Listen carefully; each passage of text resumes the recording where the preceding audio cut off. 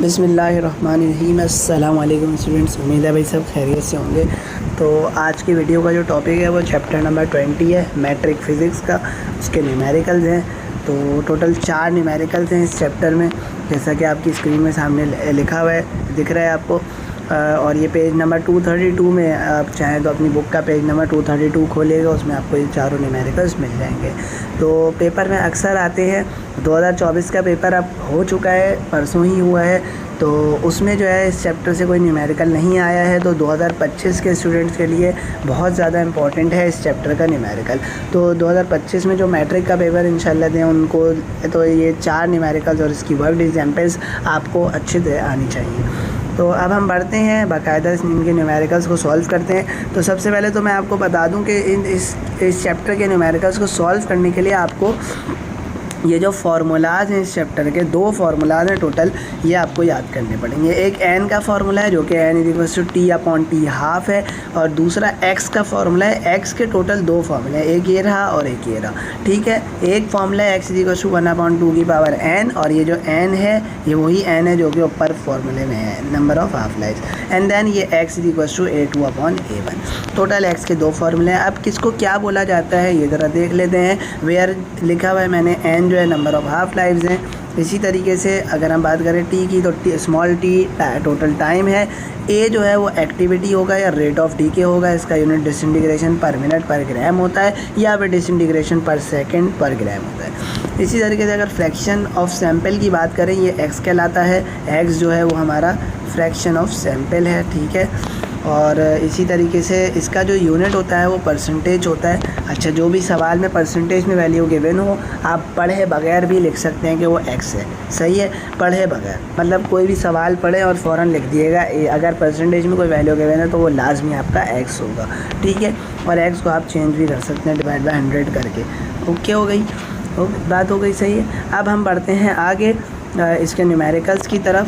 तो सबसे पहला न्यूमेरिकल इसका जो लिखा हुआ है वो कुछ ऐसे लिखा हुआ है भाई कि लिविंग प्लांट कंटेन्स अप्रॉक्सीमेटली। अब यहाँ से लेके यहाँ तक की तो सारी ये जो बातें लिखी हुई हैं भाई, सही है, कहानी लिखी हुई है। असल में जो न्यूमेरिकल स्टार्ट हो रहा है आपका वो यहाँ से स्टार्ट हो रहा है, the observe rate of decay से। तो the observe rate of decay, अब इसमें ये 15.4 डिसइंटीग्रेशन पर मिनट पर ग्राम, आपको पता है ये एक्टिविटी गिवन है। और हाउ मच और डिसइंटीग्रेशन। अब इसी तरीके से हमें हाउ मच डिसइंटीग्रेशन का मतलब है एक एक्टिविटी गिवन है और एक एक्टिविटी हमें मालूम करनी है, और ये will be measured in 12,900 years old sample. इसका मतलब है इतना उसका पीरियड है, टाइम गिवन है 12,900 जो है उसका टाइम गिवन है, मतलब इतना ओल्ड है वो। और हाफ लाइफ कार्बन 14 की 5,730 होती है। ये वैल्यू आपको याद भी होनी चाहिए, ठीक है। तो सबसे पहले 2 एक्टिविटीज़ गिवन है, एक एक्टिविटी गिवन है हमारे पास, देखिए एक एक्टिविटी हमारे पास गिवन है, दूसरी एक्टिविटी हमें मालूम करनी है, टाइम हमें गिवन है, और टी हाफ हमें गिवन है। हाफ लाइफ कार्बन 14 की 5,730 होती है, ये आपको याद होनी चाहिए। तो स्टूडेंट्स बहुत आसान से न्यूमेरिकल है, सिंपल फार्मूला पुटिंग है। तो सबसे पहले देख लेते हैं भाई ये x, क्योंकि हमें असल में एक्टिविटी मालूम करनी है, तो एक्टिविटी के लिए ये वाला फार्मूला लगेगा। और क्योंकि हमें A1 मालूम करना है, A2 मालूम करना है, और A1 हमें पता है और x नहीं पता, तो सबसे पहले तो मैं निकालूंगा x। सबसे पहले x निकलेगा, तो x कैसे निकलेगा, x का ये फार्मूला होता है, इससे निकलेगा। तो मैंने यहाँ पे सबसे पहले x = a2/a1 लिख दिया और इसे इक्वेशन 1 बना दिया। आई होप सो यहाँ तक आपको बात समझ में आ गई होगी।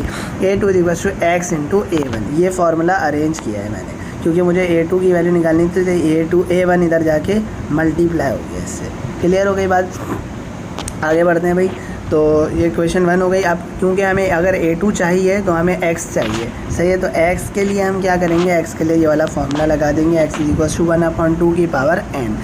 अभी एक मसला और है, हमें n नहीं पता, तो n का ओवरऑल फार्मूला हमें पता है, t/t हाफ होता है। और क्योंकि हमें स्मॉल t पता है, तो स्मॉल t पता है और t हाफ भी हमें पता है, दोनों वैल्यूज़ पता है। ये रहा small t,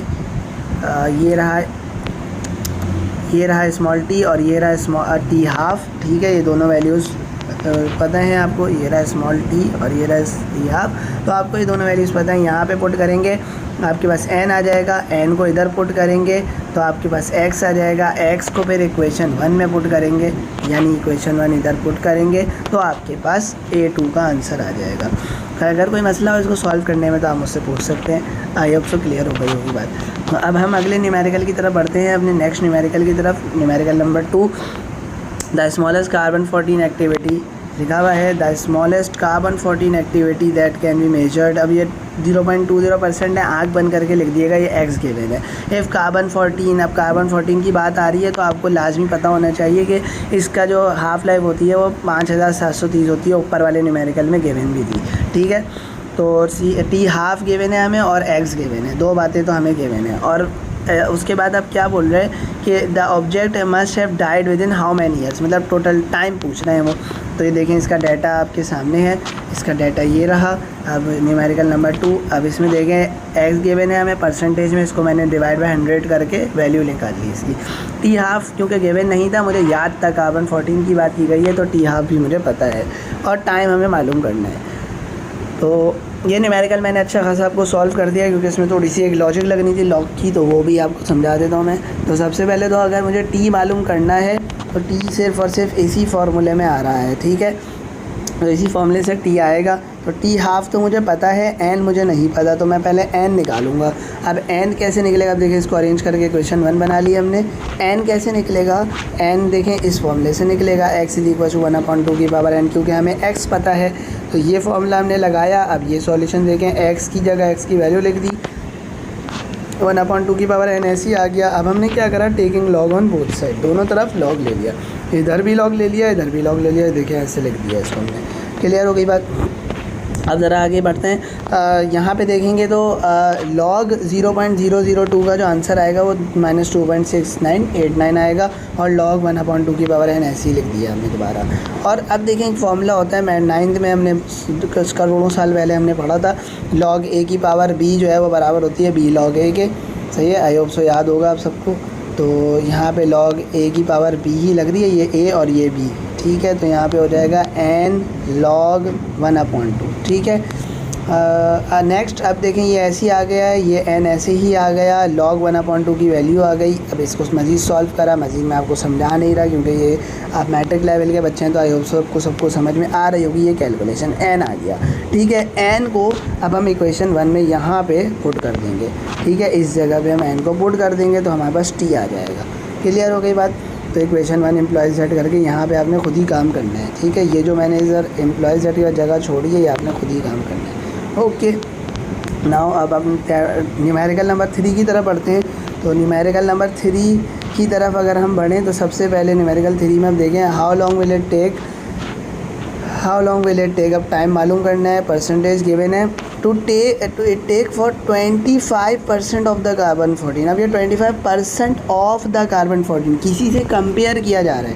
25% of the carbon 14 यहाँ पे था 25 is about 25 exactly value given थी, और 25% ऑफ द मतलब 100 में से 25% निकाल देंगे तो ओवरऑल एक्स हमें कुछ इस तरीके से गिवन होगा। देखें मैं आपको बताता हूँ, यहाँ पे देखें एक्स की जो वैल्यू होगी ना वो कुछ ऐसे गिवन होगी। 25% अगर ऑफ कुछ लिखा हो, किसी से कंपेयर किया जा रहा हो, तो एक्स हम ऐसे लिखेंगे।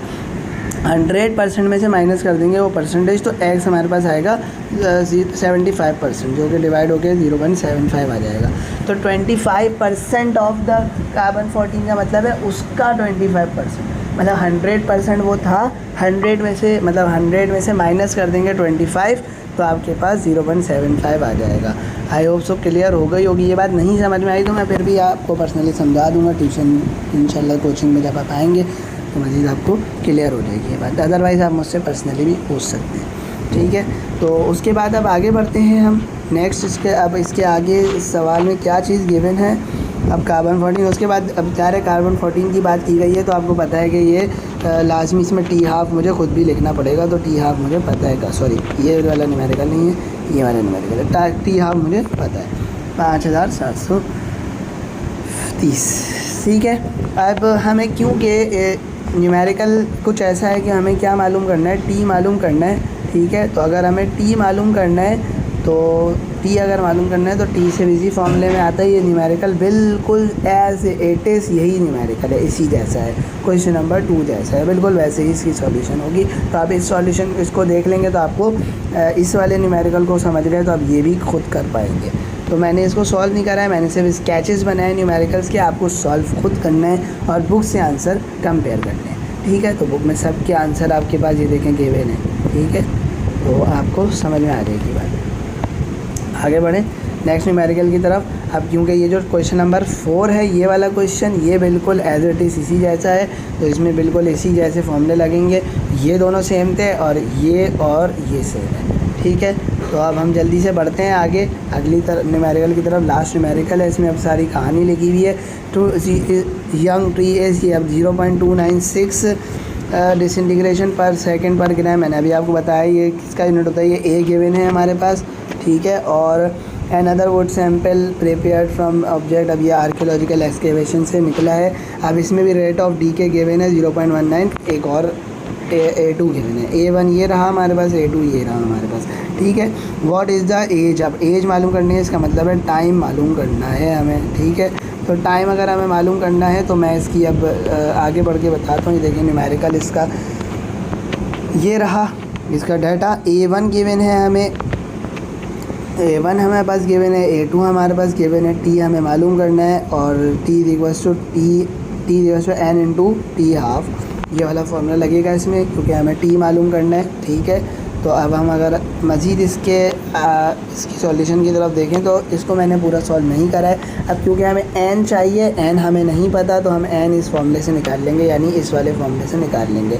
अब हमें n के लिए लाजमी क्या चाहिए, x चाहिए, तो x इस फॉर्मूले से आ जाएगा। पहले x आएगा इस फॉर्मूले से, इसी x को यहाँ पे अब देखें, इसको मैं सही से आपको गाइड कर दूँ। इस फॉर्मूले से, इस वाले फॉर्मूले से n आएगा, ठीक है, और इस वाले फॉर्मूले से x आएगा। तो पहले इधर से x निकालेंगे, इसी x को इधर पुट करेंगे, n आएगा, और इस n को फिर इन दी एंड हम इस फार्मूला 1 में पुट कर देंगे तो हमारे पास T आ जाएगा। यही सब यहाँ पे लिखा हुआ है। आई होप सो आप समझ गए होंगे। अगर नहीं समझ में आया तो मैं फिर आपको बोलता हूँ कि क्योंकि वीडियो बहुत लेंथी हो जाती है, तो देखें अभी 12-13 मिनट की वीडियो बन चुकी है, तो इसलिए जो है मैं कोशिश करता हूँ कि कम से कम बातें करके आपको अच्छे से अच्छे समझ में आ जाए। अगर नहीं समझ में आया तो कमेंट बॉक्स में लिख दिएगा, मैं इंशाल्लाह ताला आपको अलग से भी गाइड कर दूँगा या मेरे से अलग से पूछ सकते हैं। वीडियो पसंद आए अपने दोस्तों के साथ शेयर करें, चैनल को सब्सक्राइब करें, वीडियो को लाइक करें। मिलते हैं इंशाल्लाह नेक्स्ट वीडियो में। जज़ाकल्लाह।